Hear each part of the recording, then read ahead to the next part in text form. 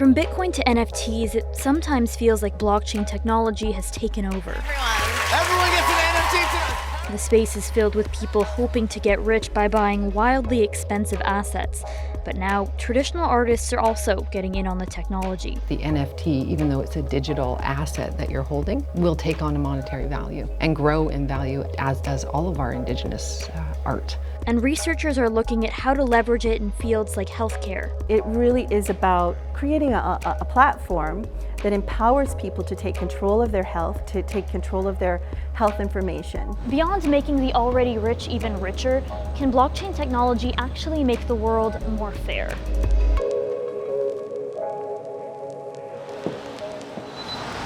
Come on in. So I use a variety of different hides. My preferred one is elk. All the stringing on the back of the drum is elk hide, hand cut.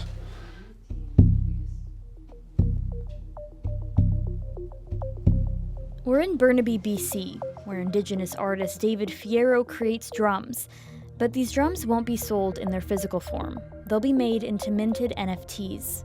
We decided that instead of having the drum just under regular light, we would use black light as well and start using colors that were phosphorescent or glow in the dark or things like that. So if you put a black light on it, you get a completely different piece of art. 400 Drums is an Indigenous-led project selling NFTs, or non-fungible tokens. An NFT is a unique digital code that can't be modified or owned by anyone else. Something that can't be copied is especially appealing to Indigenous artists because their art is often replicated and sold without their permission. And so what does it mean for someone to be able to own this? Like, what significance does that have? So these are investments that people make in the crypto market. What's important about that is that we recognize that for our future, that our art is our value, our art is our legal culture. So we feel that as Indigenous peoples, we need to enter this space to preserve the authentic nature of art as a value, art as money. It's a multi-billion-dollar industry. We're moving the physical asset into the digital market, so. The most popular NFTs sell for thousands, even millions of dollars. These ones will be sold for around 0.1 Ethereum, a cryptocurrency. That's worth several $100s depending on the crypto market, and that money will go to initiatives supporting Indigenous youth. The funds that'll come off the NFTs are going into those programs to support, especially the youth. Like I love working with the youth and teaching them how to do these things. And when they're finished learning how to build these correctly, they've got that tool that they can do their prayers, they can learn their language, they can learn all the stories in their traditional language, and they've got a skill. Even in a digital world, it's based in a physical reality. What's more important is the feel that you get out of it. I can't give every person a drum. This is the way that I can share it. I want to give as much of that experience to you as I can. It's like being in church. Right? For people that are there, if they're singing prayers or hymns or things like that, they're putting themselves into that state. And we're trying to do that with an ancient technology, which is now finally Western technologies coming up and marrying with it and able to bring it forward, bring everybody forward. But there's a major drawback to cryptocurrency. It has a significant environmental impact. Cryptocurrencies like Ethereum or Bitcoin use a lot of energy to produce new currency. The blockchains that power those two networks work like a record of transactions. Technically, anyone in the world can verify a crypto transaction and earn new currency by doing it. The problem is that collectively, all those computers use up so much electricity, it's actually similar to what a small country uses.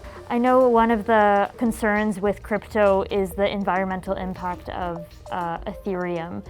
Was that something that you took into consideration? We can't come to the table as Indigenous people to look at how to solve that problem unless we have something that is allowing us to come to the table. We'd like to be part of the solution, but first we need to tell people what is it and how are we going to enter this space together.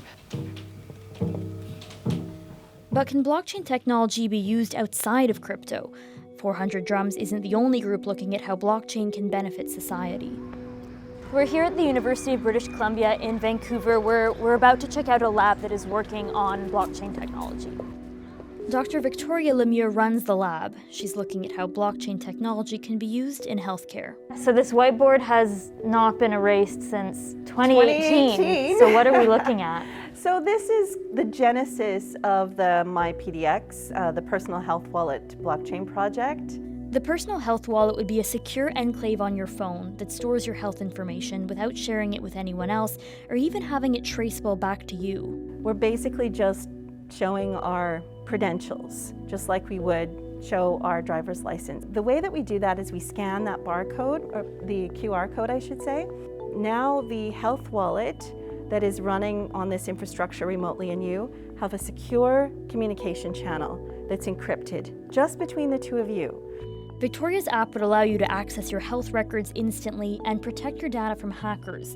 The wallet would be much more secure than current systems because of how difficult it is to change information stored on a blockchain. The way I like to think of it, it's just another form of record keeping. Another word for blockchain is distributed ledger. The blockchain has something called a consensus mechanism, which is used to make sure that all those copies of the ledger, they match. And if one copy of the ledger doesn't match, you know that somehow that's manipulated. And it's all part of this sort of trend to empower people to control their data, take power away from platforms that have tended to hoover up our data without asking. There's still lots of questions about this technology, like, can cryptocurrency ever go green? And will there be enough buy-in from people to make the uses worth it? And with more people hopping on the blockchain bandwagon every day, people like Victoria and the 400 Drums team are just beginning to tap into the potential of the technology, and they're hoping to use it for good.